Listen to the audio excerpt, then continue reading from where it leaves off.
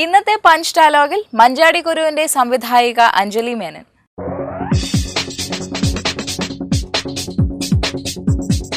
Kerala കഫേയിലെ happy ജേണിയിലൂടെ കഴിവ് തെളിയിച്ചതാണ് സംവിധായിക അഞ്ജലി മേനൻ. അഞ്ജലി മേനന്റെ ആദ്യ full length feature ഫിലിമാണ് മഞ്ചാടി കുരു. അനേകം ഫിലിം ഫെസ്റ്റിവലുകളിൽ പുരസ്കാരങ്ങൾ നേടിയ ഈ ചിത്രം പ്രേക്ഷക മനസ്സുകൾ കീഴടക്കിക്കൊണ്ടിരിക്കുകയാണ്. ചിത്രത്തിന്റെ കൂടുതൽ വിശേഷങ്ങൾ പങ്കുവയ്ക്കാൻ സംവിധായിക അഞ്ജലി മേനൻ ഇന്ന് നമ്മളോടൊപ്പം ചേരുന്നു. ചേച്ചി, വി ഗാർഡ് മൂവി ബസ്സിലേക്ക് സ്വാഗതം. ഫസ്റ്റ് ഓഫ് ഓൾ ഞാൻ കൺഗ്രാജുലേറ്റ് ചെയ്യട്ടെ. ഞാൻ മൂവി കണ്ടു. വളരെ നല്ലൊരു എന്താ പറയുക, ഒരു റിഫ്രഷിംഗ് ഫീലൊക്കെ തരുന്ന ഒരു മൂവി. മഞ്ചാടിക്കുരിനെ പറ്റി ചേച്ചിക്ക് കിട്ടിയ ഏറ്റവും വലിയൊരു കോംപ്ലിമെന്റ് എന്തായിരുന്നു? ആക്ച്വലി ഞാൻ ഇതൊന്നും പ്രതീക്ഷിച്ചതായിരുന്നില്ല. അപ്പോൾ ഓരോ വ്യക്തിയും വിളിച്ച് നിങ്ങൾ സംസാരിക്കുമ്പോൾ എനിക്ക് I am really taken back. ഓരോന്നും ഇറ്റ്സ് വെരി സ്പെഷ്യൽ.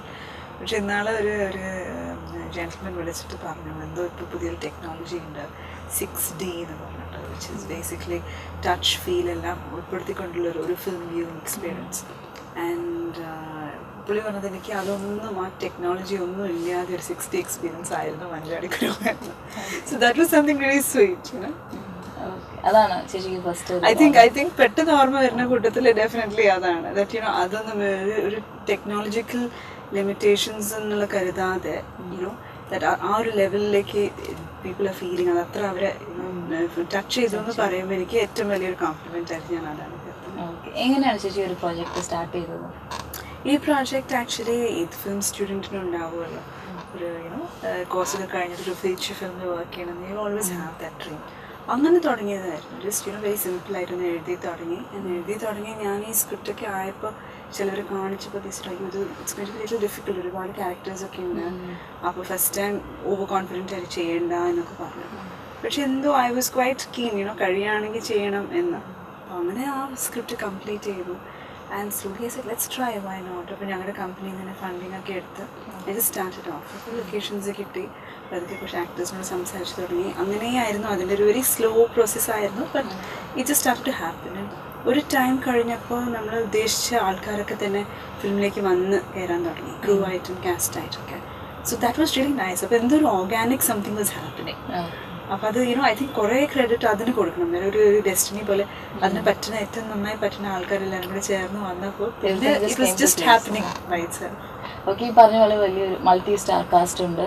പക്ഷെ അത് കാണുമ്പോൾ നമുക്കിപ്പം ഒരുപാട് ആക്ടേഴ്സ് ഉണ്ടെങ്കിൽ എല്ലാവർക്കും അവരുടേതായ ഇമ്പോർട്ടൻസ് ഉണ്ട്. ആരെയും ഒരു എന്താ പറയുക എക്സസ് ബാഗേജ് ആ ഒരു ഫീലിംഗ് കിട്ടില്ല. അപ്പം ഇങ്ങനെ ക്യാരക്ടേഴ്സിന് എത്ര ടൈം എടുത്തിരുന്നു അത് ഇപ്പോൾ ക്യാരക്ടറൈസേഷന് ഒരു വർക്ക്? ആക്ച്വലി ക്യാരക്ടറൈസേഷൻ എനിക്ക് മേ ബി ഇവിടുത്തെ ഒരു ടിപ്പിക്കൽ ഫീച്ചർ ഫിലിം റൈറ്റിംഗ് പരിചയം ഇല്ലാത്തതുകൊണ്ടാവാം. But I wrote it like any other story. അപ്പോൾ അതിൽ എല്ലാ ക്യാരക്ടേഴ്സിനും അവരുടേതായ ഒരു ജേർണി ഉണ്ടായിരുന്നു. അല്ലാതെ ഒരാൾ ഹീറോ, ഒരാൾ വില്ലൻ, അങ്ങനെയൊന്നും ഉണ്ടായിരുന്നില്ല. അങ്ങനെ എല്ലാവരും സാധാരണക്കാരെ പോലെ തന്നെ, പക്ഷെ അവരുടെ ഒരു മനസ്സിലുള്ള ഒരു ഇന്നർ ജേർണിയും കൂടെ കാണിക്കുന്ന സിറ്റുവേഷൻസ് ആയിരിക്കണം എന്നുണ്ടായിരുന്നു. അപ്പോൾ ആ വിധത്തിലാണ് വി ട്രൈഡ് ആ ഒരു യുനോ ആർക്ക് ഫോം ചെയ്യാൻ. അതായി വന്നപ്പോൾ ഞാൻ ചിലർക്കൊക്കെ വായിക്കാൻ കൊടുത്തു. അപ്പോൾ അവർക്കൊക്കെ ഈ ക്യാരക്ടേഴ്സോട് ഐഡൻറ്റിഫൈ ചെയ്യാൻ പറ്റുന്നുണ്ടെന്ന് മനസ്സിലായി.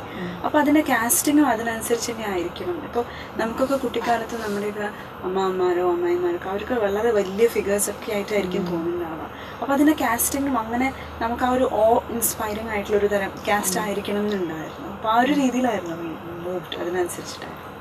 ഓക്കെ, അപ്പോൾ ആരെയായിരുന്നു ഇപ്പം ഇതിനകത്ത് ഏതെങ്കിലും ഒരു ക്യാരക്ടറിൻ്റെ മുമ്പേ മനസ്സിൽ വെച്ച് ചെയ്തിരുന്നത്? ഞാൻ ചോദിക്കാൻ കാര്യം, എനിക്ക് കണ്ടതിൽ ഇപ്പോൾ എസ്പെഷ്യലി റഹ്മാൻ്റെ ഒരു ക്യാരക്ടർ നോക്കിക്കഴിഞ്ഞു ഇതുവരെ കണ്ടിട്ടില്ലാത്ത, എനിക്ക് റഹ്മാൻ അങ്ങനെ ഒരു ക്യാരക്ടറിൽ ഞാൻ ഇതിനു മുമ്പ് ഇമാജിൻ ചെയ്തില്ലായിരുന്നു. പക്ഷെ ഇപ്പം ആ ഒരു എങ്ങനെയാണ് അങ്ങനെ ഇവരായിരിക്കും പെർഫെക്റ്റ് ആയിരിക്കും തോന്നാൻ എന്തെങ്കിലും റീസൺ? സത്യം പറഞ്ഞാൽ എനിക്കൊരു വിഷ് ലിസ്റ്റ് ഉണ്ടായിരുന്നു. ഇന്ന ക്യാരക്ടർ ഇന്നാൾ ചെയ്താൽ നന്നായിരിക്കും. ഇത് പക്ഷേ വെറുതെ വൈൽഡായിട്ടൊരു വിഷ് ലിസ്റ്റ് നമ്മളിടില്ലേ. ഇവിടെ എന്തൊരു ഭാഗ്യത്തിന് ഇറ്റ്സ് ഓൾമോസ്റ്റ് ഐ തിങ്ക് 99% അതുപോലെ തന്നെ വന്നു. മിക്ക ആക്ടേഴ്സും എഗ്രി ചെയ്തതുകൊണ്ട്. ഇൻ റഹ്മാൻസ് കേസ് ശരിക്കും ഞാൻ റഹ്മാനെ മീറ്റ് ചെയ്ത് ഇൻട്രാക്ട് ചെയ്തപ്പോൾ എനിക്ക് മനസ്സിലാക്കാൻ പറ്റിയത് ഒരു സെർട്ടൻ ടൈപ്പ് ഓഫ് ക്യാരക്ടറാണ് Rahman as A real person. And ഈ ഒരു ക്യാരക്ടർ ഞാൻ എഴുതി തുടങ്ങിയ ആ ഒരു ടൈമിലായിരുന്നു. അപ്പോൾ എനിക്ക് വളരെയധികം ഫീൽ ചെയ്തു ഇറ്റ് ജസ്റ്റ് സിങ്ക്സ് വിത്ത് ഹിം. പുള്ളി ഒരുപാട് ഒരു പേഴ്സണൽ ജേർണി ഉണ്ട് പുള്ളിക്ക്. അപ്പോൾ അതുപോലെ വളരെ സിമിലർ ആയിട്ടുള്ളൊരു ജേർണിയാണ് നമ്മുടെ ക്യാരക്ടറിനും കൂടി ഉള്ളത്. അപ്പോൾ ഐ ഫെൽറ്റ് അങ്ങനെ ഒരു ചേർച്ച ഉണ്ടാവുമായിരിക്കും അവർ തമ്മിൽ. പിന്നീട് ഞാൻ സ്ക്രിപ്റ്റ് കാണിച്ചു കൊടുത്തപ്പോൾ he said this is me, you know so that was എനിക്കൊരു റീഇൻഫോഴ്സ്മെൻറ്റ് ആയിരുന്നു ആ ഒരു ബിലീഫിന്. ആൻഡ് ഇവൻ പടം ചെയ്ത് കഴിഞ്ഞിട്ട് ഡബിങ്ങിൻ്റെ ടൈമിലൊക്കെ ഇത് കാണുമ്പോൾ he was really happy because ഈ സർ ആക്ച്വലി ഞാൻ ആദ്യമായിട്ട് I am playing myself in a role. ചില സീൻസിലും കാര്യങ്ങളിലൊക്കെ പെട്ടെന്ന് ഇങ്ങനെ പൊട്ടിത്തെറിക്കുന്ന ഒരു വോളറ്റൈൽ ആയിട്ടുള്ള ഒരു നേച്ചർ ഉണ്ടല്ലോ, അതുണ്ട് റഹ്മാന്. You know so I think he was able to access ആ ക്യാരക്ടർ അത് കാരണം. ഓക്കെ, പിന്നെ ഒരു ഇമ്പോർട്ടൻ്റ് ഇതിൽ കുട്ടികൾ വളരെ ബ്രില്യൻ പെർഫോമൻസ് ആയിരുന്നു. എങ്ങനെയാണ് ഈ കുട്ടികളൊക്കെ എവിടെ നിന്ന് കണ്ടുപിടിച്ചത്? അത് വലിയൊരു ജേണി ആയിരുന്നു. ബിക്കോസ് ബാക്കിയൊക്കെ നമുക്ക് ആക്ടേഴ്സിനെ മനസ്സിൽ കണ്ടുകൊണ്ട് എഴുതാറുണ്ട്. ബട്ട് കുട്ടികളുടെ കാര്യത്തിൽ എനിക്ക് ഒരു കുട്ടിയെപ്പോലും അറിയണ്ടായിരുന്നു ഞാൻ. ആൻഡ് ഇറ്റ് വാസ് നോട്ട് ക്യാരക്ടറിന് കാസ്റ്റ് ചെയ്യാനായിരുന്നില്ല ബുദ്ധിമുട്ട്. ഏറ്റവും ബുദ്ധിമുട്ട് ആ ഒരു കാലഘട്ടത്തിൽ ഉണ്ടായിരുന്ന കുട്ടികളും ഇപ്പോഴത്തെ കുട്ടികളും തമ്മിൽ and more than body language, ആ ഒരു സെൻസ് ഓഫ് വണ്ടർ ഇല്ലേ. നമ്മളൊക്കെ കുട്ടിക്കാലത്ത് എന്തെങ്കിലും പെട്ടെന്ന് കണ്ടാൽ ഒരു ഭയങ്കര ഒരു അത്ഭുതം ഇതൊക്കെ ഉണ്ടാവും. അതെ, ചെറിയ ചെറിയ കാര്യങ്ങൾക്ക് നമുക്കൊക്കെ ഭയങ്കര എക്സൈറ്റ്മെന്റ് ഉണ്ടായിരുന്ന ഒരു സമയമായിരുന്നു. ബട്ട് ഇപ്പോഴത്തെ കുട്ടികളോട് എന്ത് പറഞ്ഞാലും അവർക്കൊരു എക്സൈറ്റ്മെന്റ് ഇല്ല. ഒരു എന്താ പറയുക, ഒരു 100 ഫുട്ട് ഡൈനസോർ വരെ മുമ്പിൽ വന്ന് നിന്നാൽ ഇവർ എക്സൈറ്റഡ് ആവില്ല. അങ്ങനത്തെ മക്കളാണ് ഇപ്പോൾ ഉള്ളത്. എനിക്കത് ഭയങ്കരമായിട്ടൊരു ഡിസ്റ്റർബിങ് റെവലേഷൻ ആയിരുന്നു. എന്നുവെച്ചാൽ ഇതിൻ്റെ കാസ്റ്റിങ്ങിന് വേണ്ടി ഞാൻ കുറേ കുട്ടികളെ കണ്ടു. I think more than hundreds of children I would have seen. പക്ഷെ ആ കൂട്ടത്തിലൊക്കെ മിക്ക കുട്ടികളും ഒന്നില്ലെങ്കിൽ നേരിട്ട് വന്നിട്ട് മിമിക്രി കാണിക്കാൻ തുടങ്ങും.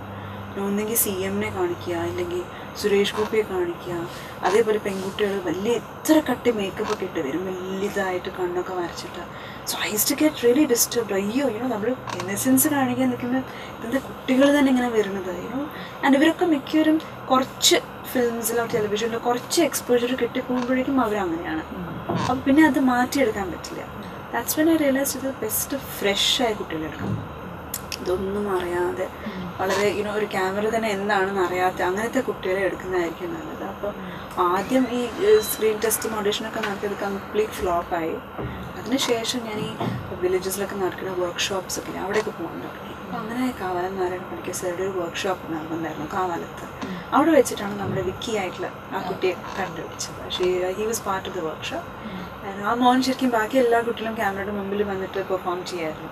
ഞാൻ അവിടെ കവറിങ്ങിലുണ്ടായിരുന്നു. അപ്പോൾ ഈ കുട്ടി എൻ്റെ അടുത്ത് വന്നിരുന്നിട്ട് മോണിറ്റർ നോക്കിയിരിക്കും. അപ്പോൾ അങ്ങനെ ഞങ്ങൾ തമ്മിൽ സംസാരിച്ച് ഫ്രണ്ട്സായിട്ട് അങ്ങനെയാണ് ആ ഒരു കാസ്റ്റിംഗ് നടന്നത്.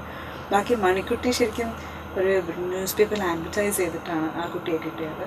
ആ കുട്ടി അച്ഛനും അമ്മയും കാണാൻ വന്നപ്പോൾ അച്ഛനും അമ്മയും ഇരുന്ന് സംസാരിക്കുന്നുണ്ട്. പക്ഷേ ഈ മോള് ചേർന്ന് ഇറങ്ങി ബെഡിൽ നിന്ന് ഇറങ്ങി വിൻഡോ കയറി അവളുടേതായൊരു ലോകത്തിലായിരുന്നു. So that is exactly like അവർ ക്യാരക്ടർ. എപ്പോഴും ഓരോന്ന് ഇങ്ങനെ കളക്ട് ചെയ്തുകൊണ്ടുള്ള ഒരു സ്വഭാവമുള്ള. അതെ അതെ. ഏറ്റവും രസം എന്ന് വെച്ചാൽ ഈ കുട്ടിക്ക് ഒരു ചേട്ടൻ പോലും ഇല്ല. പക്ഷെ അവർ തമ്മിൽ 4 കുട്ടികൾ കാസ്റ്റിങ്ങിന് ശേഷം ഞങ്ങളൊരു 2 വീക്ക് വർക്ക്ഷോപ്പ് ഉണ്ടായിട്ട് എന്നിട്ടായിരുന്നു ഷൂട്ടിങ്ങിലേക്ക് കയറിയത്. പക്ഷെ ഇവർ തമ്മിലുള്ള ശരിക്കും അതേ റിലേഷൻഷിപ്സ് ഉണ്ടായി. ഈ കുട്ടികൾ 4 പേരും തമ്മിൽ തന്നെ ഈ സെറ്റിൽ തന്നെ അവരുടെ ശരിയായ പേര് എല്ലാവരും മറന്നു. എല്ലാവരും റോജ, മണിക്കുട്ടി, വിക്കി, കണ്ണൻ തന്നെയായി വിളി. അവർ തമ്മിൽ പോലും അങ്ങനെ തന്നെയാണ്. ഇപ്പോൾ കൂടെ എന്നെ വിളിക്കുമ്പോൾ ആൻറ്റി ഞാൻ വിക്കിയാണ് എന്ന് പറഞ്ഞിട്ടാണ് വിളിക്കുക മക്കളെ. ആൻഡ് ആ ഫിലിമിൻ്റെ എൻഡിൽ ഇപ്പോൾ നിങ്ങൾ കണ്ടിട്ടുണ്ടാവുമല്ലോ, കുറച്ചൊരു ഇമോഷണലാണ് അവർ വിട്ടു പിരിയുന്നതിനെ കുറിച്ച്. ആ ഒരു ഇമോഷൻ ശരിക്കും ഞാൻ ഡയറക്റ്റ് ചെയ്തതിൻ്റെ ഒന്നുമല്ല. ഈ കുട്ടികൾക്ക് അറിയായിരുന്നു ഷൂട്ടിംഗ് തീരുമ്പോൾ എല്ലാവരും 4 വഴിക്ക് പോകും എന്ന്. ആ വിഷമം കാരണമായിരുന്നു അവർ ആക്ച്വലി ആ സീൻസിലൊക്കെ അങ്ങനെ മൂഡ് ഔട്ട് ആയിട്ട് ഇരിക്കുന്നത്. അപ്പോൾ ഞങ്ങളതൊന്നും we just manage to capture that. അത്രയേ ഉള്ളൂ. ആ ജേർണി ശരിക്കും അവരായിട്ട് ഏറ്റെടുത്തൊരു ജേർണിയായിരുന്നു. അത് ശരിക്കും സ്ക്രീനിൽ വളരെ അതും കുട്ടികളുടെ പോയിന്റ് ഓഫ് വ്യൂ ആകുമ്പോൾ ആ ഒരു ഇന്നസെൻസും ആ ഒരു കുസൃതിയും എല്ലാം കൂടെ വരുമ്പോൾ ശരിക്കും അത് ടച്ചിങ് ആവുന്നത് ആ ഒരു ബിഗ് ക്രെഡിറ്റ് ടു ദം. അവരുടെ ഒരു ഇന്നസെൻസ് ഞങ്ങളുടെ ഫുൾ ക്രൂ കാസ്റ്റിനെ തന്നെ വളരെയധികം ഇൻസ്പയർ ചെയ്തു. ബിക്കോസ് എന്ത് മഴയും വെയിലും എന്ത് പ്രശ്നങ്ങളും വരുമ്പോഴും ഇവരെപ്പോഴും ചിരിച്ചുകൊണ്ടാണ്. അപ്പം ഞങ്ങൾക്കൊക്കെ അത് തന്നെയായി mood. That was really helpful having the kids on set.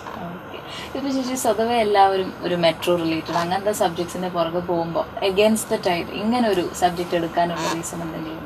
I've grown up more outside India. ഞാൻ കൂടുതലും ജീവിച്ചിട്ട് ഈ പറയുന്ന മെട്രോ സിറ്റുവേഷൻസിലാണ്. അപ്പോൾ എനിക്ക് അതിൽ അങ്ങനെ അത്രയധികം പുതുമ കണ്ടെത്താൻ പറ്റിയിട്ടില്ല. Because that's what we live. അപ്പോൾ അതിനേക്കാട്ടും കുറച്ചുകൂടി നമ്മളൊരു റൂട്ട്സിലേക്ക് ഒരു എന്തെങ്കിലും ഒരു ഓറിയൻറ്റേഷൻ എവിടെ നിന്ന് നമുക്ക് വരുന്നത്, ഒരു കൾച്ചറൽ ഓറിയൻറ്റേഷൻ, ഇതൊക്കെ എനിക്ക് വളരെ ഇൻട്രസ്റ്റിംഗ് ആയിട്ടുള്ള കാര്യങ്ങളാണ്. ആൻഡ് അപ്പോഴാണ് ആലോചിച്ചത് ദറ്റ് ഒരു ഫിലിം ചെയ്യുമ്പോൾ എനിക്ക് ഒരിക്കൽ പറഞ്ഞിട്ടുണ്ടായിരുന്നു, ഒരു വെരി വൈസ് പേഴ്സൺ, ദറ്റ് ഒരു ഫിലിം ചെയ്യുമ്പോൾ അത് എവിടെയോ നമ്മുടെ ഒരു റിഫ്ലക്ഷനും കൂടിയാണ്. അപ്പോൾ അത് മനസ്സിൽ ഓർത്തുകൊണ്ട് ചെയ്താൽ നമുക്ക് അറ്റ്ലീസ്റ്റ് യുനോ ഒരു ബേസിക് ക്വാളിറ്റി അതിന് നൽകാൻ പറ്റും ഒരു കാര്യം പറഞ്ഞിട്ടുണ്ടായിരുന്നു. So I thought you why not. ഇപ്പം എനിക്ക് ആദ്യത്തെ ഒരു ഫിലിം റിഫ്ലക്ട് ചെയ്യാൻ പറ്റും, you should start from the roots എന്ന് തന്നെ പറയാം. അപ്പോൾ അവിടേക്ക് തന്നെ പോയിട്ട് ഒന്ന് യുനോ മനസ്സിലാക്കാൻ നോക്കും. എനിക്ക് അതൊരു എക്സ്പ്ലറേഷൻ ആയിരുന്നു, ഒരിക്കലും ഒരു സ്റ്റേറ്റ്മെന്റ് ആയിട്ടല്ല. ഇത് ശരിക്കും ഒരു വെരി സെന്റിമെന്റൽ ഫിലിമാണ്, യു സീൻ ഇറ്റ്. അപ്പോൾ അങ്ങനെ ഒരു എന്താ പറയുക, ഒരു നോസ്റ്റാൾജിക് ഫൂളിഷ്നെസ് എന്നൊക്കെ പറയാം. But I am such a person. അപ്പൊ ഇപ്പൊ എനിക്ക് മനസ്സിലാവുന്ന അങ്ങനെ വേറെ കുറെ പേരുണ്ട്. ഓക്കെ, ഇപ്പം ചേച്ചി പുറത്തായിരുന്നു എന്ന് പറഞ്ഞു. ഇപ്പം ഇങ്ങനെ ശരിക്കും ഇങ്ങനത്തെ ഒരു തറവാട് അതൊക്കെ കാണാനുള്ള ഒരു ചാൻസ് കിട്ടിയിട്ടുണ്ടോ? അങ്ങനത്തെ ഒരു തറവാടൊന്നുമല്ല. ഇപ്പൊ മൂവീസ് കാണിക്കുമ്പോൾ എപ്പോഴും കുറച്ചുകൂടി ഒരു എൻഹാൻസ്ഡ് ആയിരിക്കുമല്ലോ. ഇപ്പൊ എൻ്റെ അച്ഛൻ്റെ വീട്ടിലായാലും അമ്മയുടെ വീട്ടിലായാലും ഇതേപോലത്തെ സിറ്റുവേഷൻസ് ആയിരുന്നു. ഞങ്ങൾക്ക് വെക്കേഷൻസിന് വരും, ഇങ്ങനെ കുറെ കസിൻസ് ഉണ്ടാവും, ഇങ്ങനെ എക്സ്റ്റെൻഡ് ഫാമിലീസ് ഉണ്ടാവും. But I don't think it's just me. നമ്മുടെ ഒരു ജനറേഷനിൽ ഒരുപാട് പേർക്കുള്ള ഒരു എക്സ്പീരിയൻസ് ആണല്ലോ ഈ സമ്മർ ഹോളിഡേസിൽ തിരിച്ച് അച്ഛനെ അമ്മയുടെ അടുത്തേക്ക് പോവുക, അവിടെ എല്ലാ സംഭവങ്ങളൊക്കെ ഇറ്റ്സ് വെരി സിമിലർ. ആക്ച്വലി കുറെ റിസർച്ച് ചെയ്യേണ്ടി വന്നു, ബിക്കോസ് ആ ഒരുപാട് ഇൻസിഡൻസ് ഉണ്ടല്ലോ. അപ്പോൾ ഡിഡ് യു ഹാവ് ഇതുപോലെ ഉണ്ണിയപ്പം ചുട്ടു തരുന്ന ഒരു grand mother? I don't think I did any research actually. Because എല്ലാം വളരെ എന്താ പറയുക പേഴ്സണൽ ആയിട്ടുള്ള കുറേ നമ്മൾ ഒബ്സർവേഷൻസ് ഉണ്ടാവുമല്ലോ. നമ്മുടെ വീട്ടിലല്ലെങ്കിൽ അടുത്ത വീട്ടിൽ എങ്ങനെ നടക്കണം, ഇതെല്ലാം നമ്മൾ എവിടെയെങ്കിലും നമ്മുടെ ഒരു കോൺഷ്യസ്നെസ്സിൽ എവിടെയും കിടക്കുന്നുണ്ടാവും. അപ്പൊ അങ്ങനെയുള്ളൊരു അതിൻ്റെ ഒക്കെ ഒരു കൂട്ടിച്ചേർക്കലാണ്. അല്ലാതെ ഇറ്റ്സ് നോട്ട് അങ്ങനെ ഒരു ഐ ഡോണ്ട് തിങ്ക് ഈ കാര്യങ്ങളൊക്കെ നമുക്കൊരു റിസർച്ച് ചെയ്ത് ഇന്റർനെറ്റിൽ ബ്രൗസ് ചെയ്തൊന്നും ചെയ്യാൻ പറ്റുന്ന ഒരു കാര്യമല്ല. സോ ഇറ്റ്സ് സംതിങ് ദാറ്റ് എവിടെയോ ഒരു മെമ്മറി ഒരു പാസ്റ്റത്ത് കിടക്കുന്നത്. ഇത് മാത്രമല്ല, ഇറ്റ്സ് നോട്ട് ജസ്റ്റ് മീ, നമ്മുടെ ക്രൂ ഓൾസോ മിക്കവർക്കും അങ്ങനത്തെ മെമ്മറീസ് ഉണ്ടായിരുന്നു. അപ്പൊ എല്ലാവരും ചെറുതായിട്ട് ഒരു ചെറിയ ചെറിയ പീസസ് വെച്ച് തരുമ്പോൾ then it becomes a bigger piece. Okay, ഈ ഇതിന്റെ ഫീല് തരാനുള്ള ഒരു മറ്റൊരു ഇമ്പോർട്ടൻറ്റ് പോർഷൻ ഇതിന്റെ സിനിമാറ്റോഗ്രാഫി, അപ്പൊ അതിനെ കുറിച്ച് മഞ്ചാടിക്കുറുവിൻ്റെ സിനിമാറ്റോഗ്രാഫി എന്ന് പറയുമ്പോൾ ശരിക്കും എനിക്ക് ഒരു ആഗ്രഹം ഉണ്ടായിരുന്നത് ഈ ചെറിയ ചെറിയ കാര്യങ്ങൾ എന്നെ വളരെയധികം എക്സൈറ്റ് ചെയ്യും. ഒരു നാട്ടിൻപുറത്ത് കാണുന്ന ഒരു വിഷ്വലായാലും അതിൽ ചെറിയ ചെറിയ ടെക്സ്ചേഴ്സ് ഒക്കെ ഉണ്ടാവില്ലേ, അതൊക്കെ എനിക്ക് ഭയങ്കര ഒരു എക്സൈറ്റിംഗ് ആണ്. അതേപോലെ അതേ എക്സൈറ്റ്മെൻറ്റ് വെച്ചിട്ട് അപ്രോച്ച് ചെയ്യണം സിനിമാറ്റോഗ്രാഫർ എന്ന് I was really keen. And ഇവിടെ തന്നെ ജനിച്ച് വളർന്ന ഒരാളാകുമ്പം അവർക്ക് ഉണ്ടാവില്ലല്ലോ അത്. അപ്പോൾ എങ്ങനെ അത് മാനേജ് ചെയ്യണമെന്ന് ആലോചിക്കുമ്പോഴാണ് ഐ മെറ്റ് പിയട്രോ സർക്കർ. അദ്ദേഹം സ്വിസ്സാണ് and he works more out of LA, Los Angeles. And ഞങ്ങൾ തമ്മിൽ സംസാരിച്ചിട്ട് ഞാൻ ഈ സ്ക്രിപ്റ്റ് ഒന്നും അയച്ചു കൊടുത്തു. Let's see what he thinks. പുള്ളിക്ക് ഭയങ്കര ഇഷ്ടമായി. He fell in love with the script. And Pietro has something special. കുട്ടികളെ കൂടെ വളരെ നല്ലൊരു കെമിസ്ട്രിയാണ് പിയട്രോ. ആൻഡ് എങ്ങനത്തെ പ്രോബ്ലം ആണെങ്കിലും അവർ ഡീൽ ചെയ്യാനൊക്കെ വളരെ നന്നായിട്ട് അറിയാം. അപ്പോൾ അതെനിക്ക് വലിയൊരു ഹെൽപ്പായി. ആൻഡ് അങ്ങനെയായിരുന്നു ഞങ്ങളതിനെ ഫുൾ അപ്രോച്ച് ചെയ്തത്. ഈവൻ ഷൂട്ടിങ്ങിന് മുമ്പേ ഒരു 30 days നേരത്തെ വന്നിട്ട് ഞങ്ങളെല്ലാം ഇങ്ങനെ പ്ലാൻ ചെയ്ത് ലെൻസസ് വരെ ഓരോ ഷോട്ടിന് ഏത് വേണം ഒക്കെ എഴുതി വെച്ച് ഒക്കെ റെഡിയാക്കി വളരെ എന്താ പറയുക ഒരു ഫിലിം സ്കൂൾ സ്റ്റൈലിലെല്ലാം കറക്റ്റാക്കി പ്ലാൻ ചെയ്തു. ഷൂട്ടിൻ്റെ തലേ ദിവസം ഗംഭീരമായിട്ട് മഴ തുടങ്ങി. അപ്പോൾ ഈ സകല പ്ലാൻസ് അബാൻഡൻ ചെയ്യേണ്ടി വന്നു. ബട്ട് ആ പ്രിപ്പറേഷൻ ശരിക്കും ഞങ്ങളെ ഹെൽപ്പ് ചെയ്തു. Because we knew what each other wanted. And അവിടുന്ന് പിന്നെ സ്പോണ്ടേനിയസ് ആയിട്ട് എടുക്കുകയായിരുന്നു. So I think that approach helped. Okay, പക്ഷെ ലാംഗ്വേജ് അറിയാത്തത് ഒരു ഇഷ്യൂ ആയി വന്നിരുന്നു cinematography? It was quite hilarious. ഞങ്ങളുടെ സെറ്റിൽ തമിഴ്നാട്ടിൽ നിന്ന് ആൾക്കാരുണ്ടായിരുന്നു, കേരളത്തിൽ നിന്ന് ആൾക്കാരുണ്ടായിരുന്നു, ബോംബെയിൽ നിന്ന് ആൾക്കാരുണ്ടായിരുന്നു, യൂറോപ്പിൽ നിന്ന് ആൾക്കാരുണ്ടായിരുന്നു. അപ്പോൾ ഏത് കമാൻഡും 4 ഭാഷയിൽ ചുരുക്കി പറയണം, അറ്റ്ലീസ്റ്റ് 4 languages. ആൻഡ് ചിലപ്പോൾ വിട്ടുപോകും നമുക്ക് ഒരു ഭാഷ പറഞ്ഞിട്ടില്ലെങ്കിൽ ആ ക്രൂ ആ വഴിക്ക് പോകും. They won't know what to be doing. But that was also nice because ഒരു multicultural atmosphere is always exciting. ചേച്ചി